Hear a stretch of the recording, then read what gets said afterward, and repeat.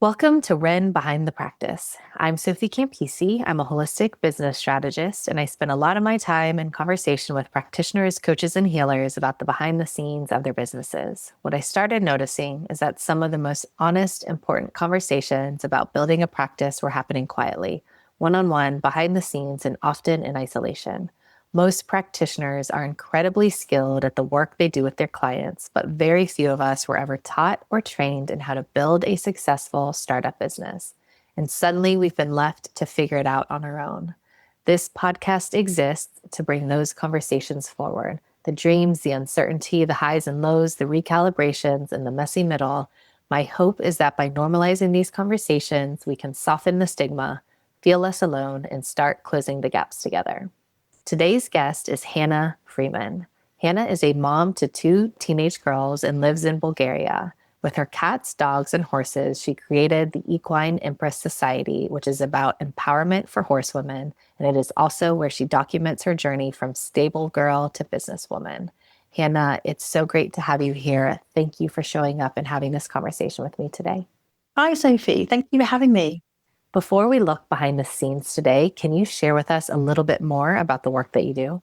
Yes, I mean, it's been quite a long journey, really. I started out doing a product-based business. After I'd had my first daughter, I created a product. Actually, it was before that, but I created a product that was about dressage to music.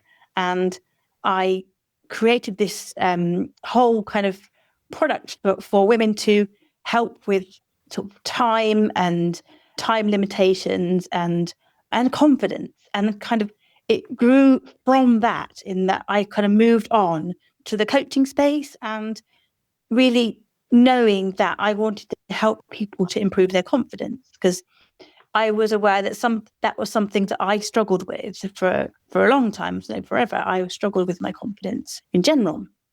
Being somebody who works with horses, that's been my one thing that I've done kind of my whole life since I was 12 years old. If I was old enough to go out on my own, as it were, then I was with my horses, with the horses. I didn't have horses of my own till I was 30, and I'd worked with like other people's horses, constantly all the time, until then.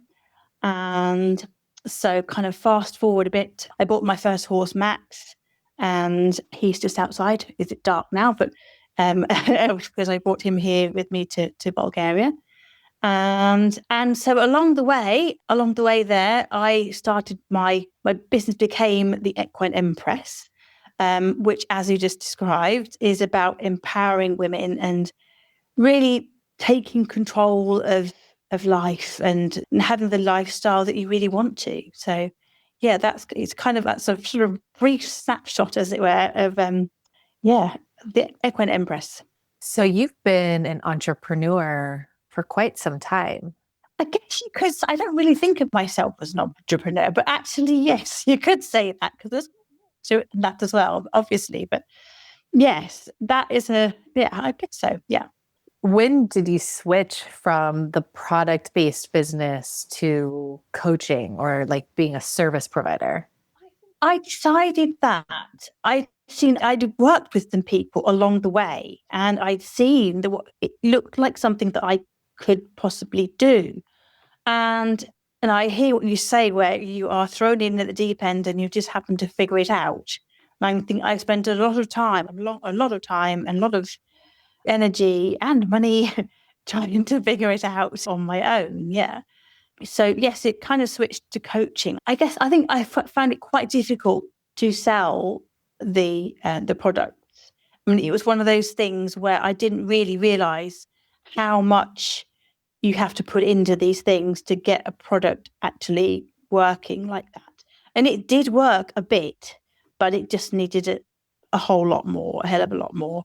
So I kind of moved on to the real kind of the energy behind it, I suppose, and what it would do for people in terms of giving people confidence and giving people motivation. And and that was what I was really moved forward into. And I think now I'm kind of not going back the other way, but really noticing how important it is to be really clear about your outcomes, the things that you want to actually help people to achieve. I think that's kind of where I've come to, because it's been a long and epic journey so far. Yeah. And when did you make that switch So we move from the product to the to coaching, or just like, focusing on the coaching? I would have said that was probably, it was when we'd moved here to Bulgaria, and it actually felt really nice to move on to onto something else. It really felt nice, and a sort of almost cutting off something which just felt very heavy, and it had just been too much, and it took me to this different place, which felt very good and much more doable, I think. So, yeah. So I guess it would have been about 2014, something like that. Yeah. Mm-hmm. Yeah, I mean, what you said about having the clarity on the outcomes, that it took you a long time to figure that out. Yes, I mean, most people never figured out, and that's part of why they're never able to get their businesses and their practices to go, because it's so important to have Yes. clarity. There's like, based on the work that I do, like 5 things basically that we need to have pretty solid clarity on before we will ever grow, and before we should ever even invest money into growing. Because without those things, it's like trying to build on a sandcastle. You might get a little bit of movement, but then you're going to fall back down, and it's going to be crazy making, because you're like, why isn't anything working? Well, you have to nail these first startup things, laying these foundations for the business before growth can even happen. And one of the key pieces is what you said. And in the work I do with people, I teach them how to not just understand, but how to really nail the dream outcomes of their clients, and how to do the work to get that information. But yeah, it's so important. Yeah. Yeah. When you look ahead to the next 6 to 12 months, what goals do you have for your work and for your business? Wow. As I said, I've kind of coming to the stage where I spent about the last year just rewriting things. I really came across this big realization that I needed to be more focused on helping people to see like the outcomes that they are creating for other people. Okay. And really, as a coach, that's the whole thing, is you want to choose things which are obviously not impossible, but you want to choose things that are quite exciting and they would never achieve on their own. But also, there's a lot of people that will describe what they do as more confidence or more of something, but I'm trying to get people to pick something that you can point at, that you can measure, that you can see, that when the outcome is complete, so that when you have finished working with your client, they have this thing. And this is the kind of the thing that I'm distilling at the moment. And this year is my thing. I'm working on this with a small number of people to really hone in on this, creating a solid outcome. This can sound very kind of masculine, but it's not meant to. I can think that's one of the things I was fighting for a very long time, is having a solid outcome, and that being too rigid, too sort of hard and masculine. But what I want to do is have people, choose an outcome. It can be like a money goal. Let's say, for example, £5,000. Let's say £5,000 a month. You're going to help your client get that, make five. Now you've got to have a real good mechanism of how you're going to do that. Okay.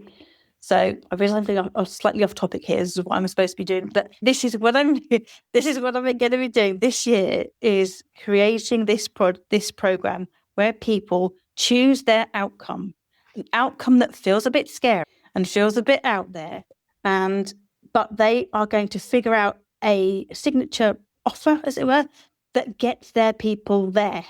But they have to decide, they have to make sure that the person is the right fit, because maybe not anybody can do the thing that they're going to get their people to do.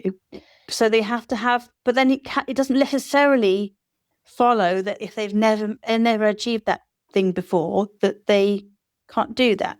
But the point is, they're going to get people over that milestone so that they can take a picture of that thing, and it's going to be that clear, and that's a much of an epic transformation that always happens. Okay, so I'm seeing this as a kind of knock-on effect type thing, and it'll happen again and again and again and again. And the more you do it, the better you get at doing it. That's my thing. And the more you kind of do this one transformational thing, this one thing, it could be things like, I'm talking to horsey women because that's my area of expertise. So something around that, something like finding not just a horse, but an absolute dream horse, something like that. A horse that is, maybe it's a baby horse that you're going to bring on. It's going to be your heart horse, your horse of a lifetime. And that choosing that horse it's not just a quick thing, but it needs to be perfect. Something where there is perfection in there. There is work to be done. There's a lot of different aspects that can come into it, and a lot of different. It's very much a conversational thing as well, because without the conversation, you will never get to the and being really trusting as well. Be really trusting of yourself and this other person that you're going to be talking to, which obviously it's going to be me, and I'm going to be talking to my clients on the other side of the world, as it were, or wherever they happen to be, and making real amazing changes for people and their lives and their horses and the outer, it goes on and on and on and on into infinity, as it were. Yeah. There are a few things that you said that are so important and wise. And, you mentioned, picking an outcome, it felt so masculine and you're kind of resistant to it. And that's one of the biggest reasons why so many of us in our industry are failing to get solid business momentum because we are resistant to focusing in. And in that resistance, when we're too general, then we can't nail something. And you said something as well, talking about your process and what you're seeking with doing what you want to do with your clients this year. That's so under talked about and undervalued, is that when you focus on something, you go deeper into mastery, you get so good at that one thing, and then you can guarantee results. You know exactly who you're talking to, and you have the confidence and the ability to say, I know the ins and outs of what you're going through, and I know I can get you to this point. Yes, that's it. And I think it's having that level of confidence in what I'm doing. And I think I have spent a lot of time, in this coaching world and watching people doing things and, reading between the lines, and a lot of time and energy has been spent, as it were, doing that. And I think I'd like to say savvy, or I don't know what a better word would be, but I've kind of seen people and what they do and what they don't do and what they say and what they don't say. And one of the things I've been kind of focusing on for a very long time, and nobody's really I've been sort of cut. When I did hire coaches, they kind of sort of steered me away from trying to focus on talking to people with horses. Because really, it doesn't have to have a lot of, I'm not necessarily teaching people how to run a riding school or run an equestrian business even. It could be something else. But what I am doing is getting them to choose an outcome. And then it's their outcome. And they are choosing what's going to happen and how it's going to look. But then we're going to go and do that. It's not oh, that'd be nice. We're going to go and do that. Okay, that's the thing. And when people come into my world, I want them to know, like they know that that outcome is good as done. Yeah. Absolutely. Anyone that ever told you that you shouldn't focus on horsewomen or horse people. I'm sorry they ever did that because it was such bad advice on their part. Because, a few of the things that you said, one, like we have to be able to speak to a single type of person. That's the only way we're able to really cut through. Then build trust. And then also on top of that, confidence has come up so much. It's one of the things that you focus on so much. And why wouldn't we want to be talking to people that we have a lot of confidence with, that we know well, we know deeply, because we have confidence, but then also our conversations are more authentic, they're fuller, they are more, we build more trust naturally because we know so much, we have so much in common. And I tell people the opposite of what people were telling you. Find a target market that you know really well. So often people hire these business coaches or they get into these courses or scenarios and they do these kind of hypothetical client avatar or hypothetical target market things. And I see this happen so much. People will match to a target market that they have never been in themselves, that they don't know anyone that's in that, like, and it's like it's just it's not a great starting place. And also, like, for all the things we talked about, also like trust, authenticity, deep connection, all the stuff that we stand for as practitioners and coaches and healers. It's like we want to have such a warm connection with the people that we really want to focus on. And it's one of the things that like I said, I work with people on first, where a lot of people have these big visions and the ideas of what about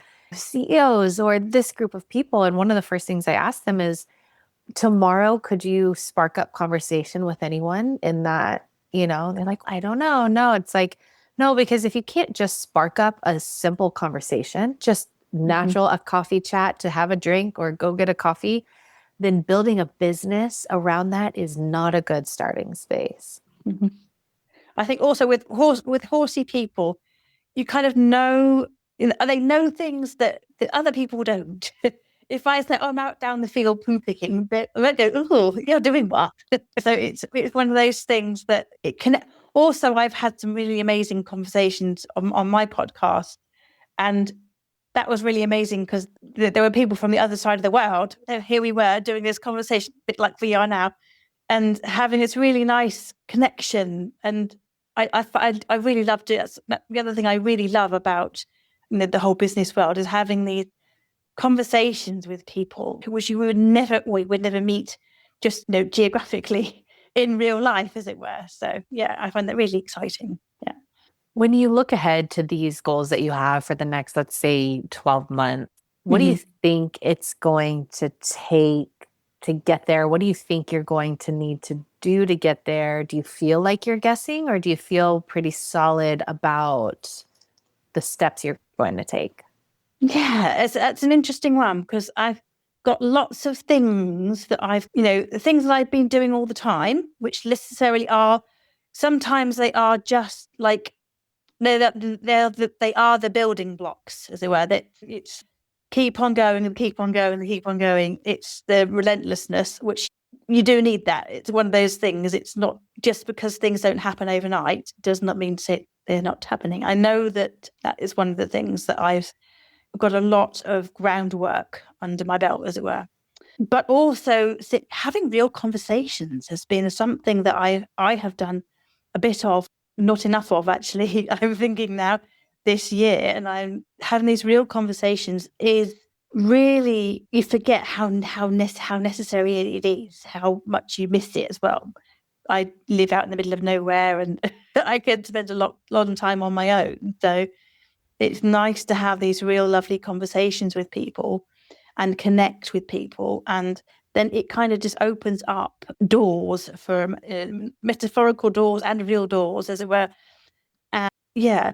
So going back to your question, I keep wandering off from the question, I know. But so, yeah, the things that are going to have to happen to make that happen is, I think conversations and getting my message out there and being clearer and keep on going. Yeah. Absolutely. Clarity and conversations. Like you keep saying some of these things that are so vital that most people are missing.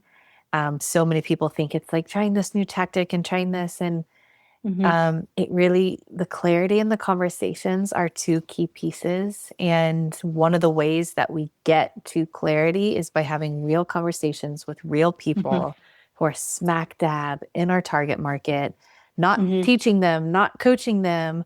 Similar to these conversations that I have with all of you, it's Mm-hmm. like just to get to know them. Like, what are they Mm-hmm. up against? Like, what, again, as soon as you start trying to teach or coach or be the expert, the data, if you will, gets skewed. You really just need to have conversations, deep connections, Mm-hmm. show up with people as a person to hear about their day to day, or what are they struggling with? What are their hurdles? What are the real things? Because that's where we get the most data Mm-hmm.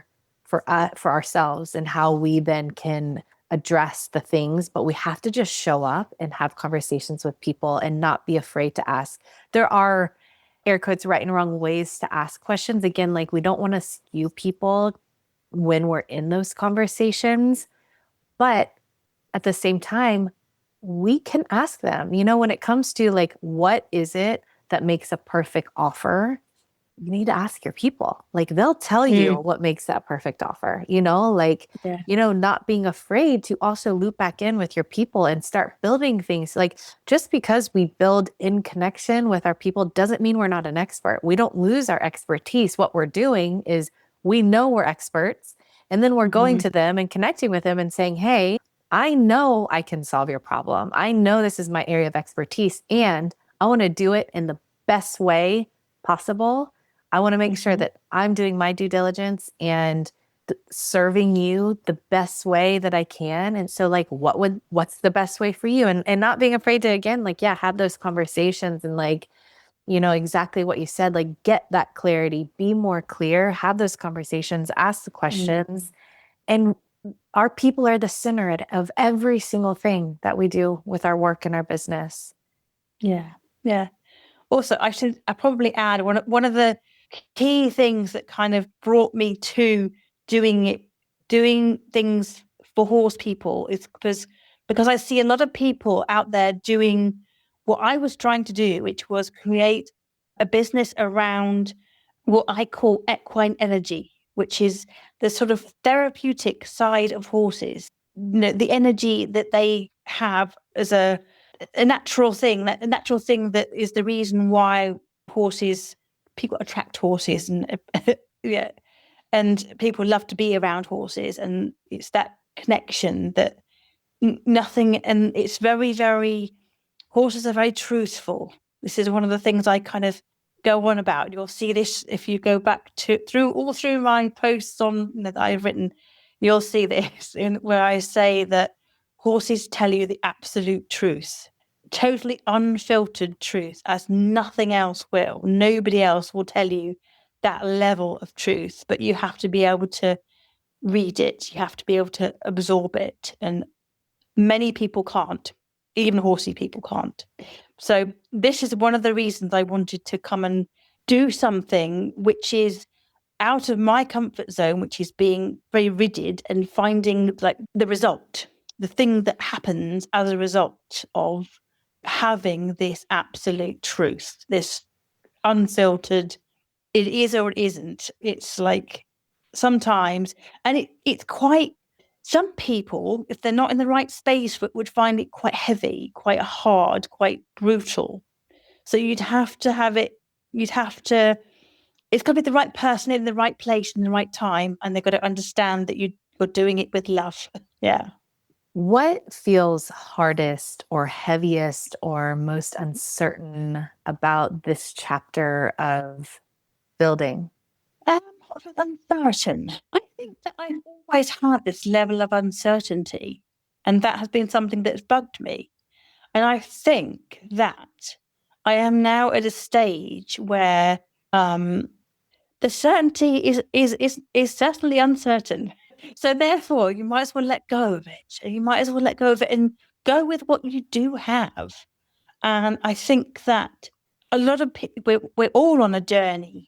All of us are on a journey, and we're all kind of interconnecting, and finding the right way and trying to get things done, the fastest possible way, or, the most efficient way, or a different way, or, but I think that you need to kind of find what feels good, what feels, and, again, you can use horses.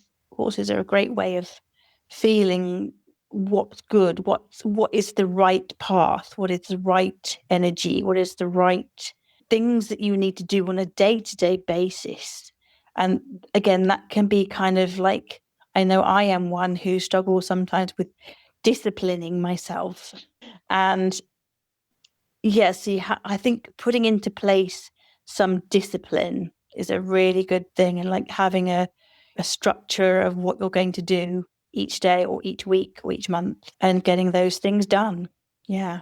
Before we finish our conversation, I want to ask you about the cost. If you're not able to get your work to where you want to get it to, what's the cost? What's the cost to you, to others, to the world? Okay.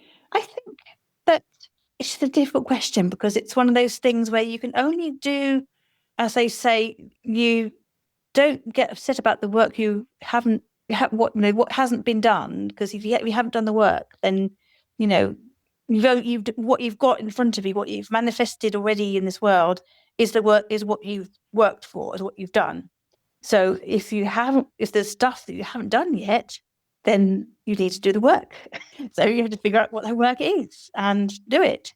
And it's one of those, you need to do the hard bits, and everybody has everybody has challenges of all different kinds. And I know, I'm very much aware that people have challenges on many different levels, confidence things, and maybe they don't feel, shyness things, and you don't feel confident about the way you look, or what the background looks like, or all sorts of things like that can affect your progress, affect how you show up, and what you think you're capable of, and things like that. And I think that I have come a long way, a very, very long way, from somebody who wouldn't say boo to a goose, which was somebody, I remember a PE teacher many years ago put that on my school report.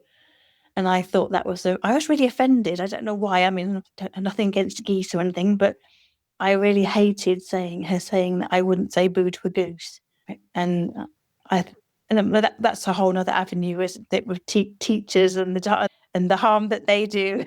But yeah, I think that it's, you really have to be determined about what it is you are going to do, and to just go and do it. Because you will get there if you really want that solid outcome. It's a very common theme when I ask people that question: is there is no other way. There is no other option than me figuring this out. And that's part of what makes our pocket of business building unique, is the fact that these are mission driven, sole purpose businesses. If it doesn't work, the work doesn't go, like, there's no other option. People say, well, there's no other option. I have to figure it out. And it's like, yeah, these are expressions of who we be. It's expressions of our soul. It's expressions of our, karma, whatever you want to call it. It doesn't go away. It doesn't go away. And yeah, so yeah, thank you. Thank you for sharing that. And yeah, Hannah, thank you so much for joining me today to have this conversation. And for those of you who are listening, if any part of this resonated, you're in the right place, please reach out. I want to hear from you. And if you want to reach Hannah directly, the link to her website is in the show notes. Thank you again, Hannah, and to everyone else. Thank you for listening, and we'll see you for the next episode of Ren Behind the Practice.